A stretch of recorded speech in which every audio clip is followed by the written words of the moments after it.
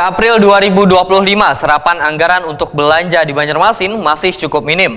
Berdasarkan data BPK PAD Banjarmasin Triwulan 1, serapan baru mencapai 30%. Padahal pendapatan asli daerah atau PAD sudah mencapai 38%. Kendala lain masih rendahnya serapan anggaran belanja daerah lantaran banyaknya proyek-proyek di sejumlah SKPD terkait yang belum terlaksanakan. Hingga April 2025, serapan anggaran untuk belanja daerah di Banjarmasin masih cukup minim. Berdasarkan data BPK PAD Banjarmasin Triwulan 1, serapan baru mencapai 30%, padahal pendapatan asli daerah sudah mencapai 38%. Kepala BPK PAD Banjarmasin, Edi Wibowo, Waitakoni Prima TV tengah hari Rabu 4 Juni 2025 memadahkan untuk dana transfer pusat sudah sekitar 64%, uang transfer provinsi bahkan mencapai 142%.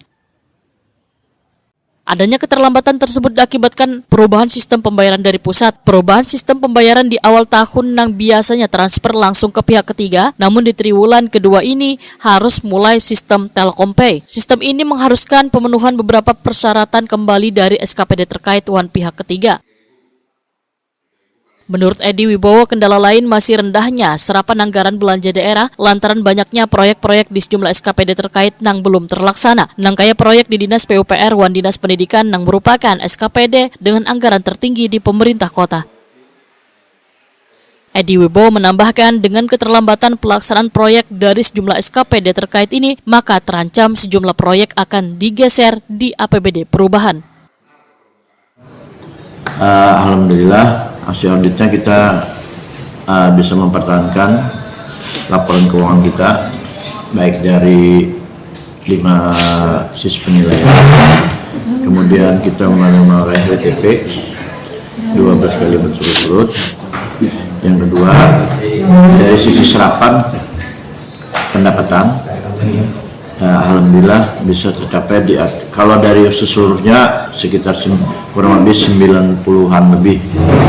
Untuk PAD-nya sekitar di angka 86 kalau 86% untuk PAD-nya. Kemudian untuk belanja, belanjanya itu ya masih di bawah belum 100%. Nanti kurang lebih sekitar 90-an juga kurang lebih itu. Kalau yang 2025? Yang 2025 waktu yang berjalan ini yang sampai di triwulan pertama ini Mei 2025 ini untuk sisi pendapatan sudah di angka 50% lebih seluruhnya. Kemudian untuk yang PAD kita di angka 38%. Kemudian itu di akhir Mei lah. Untuk pendapatan transfer pusat itu sudah 64%, dan untuk transfer provinsi sudah 142%.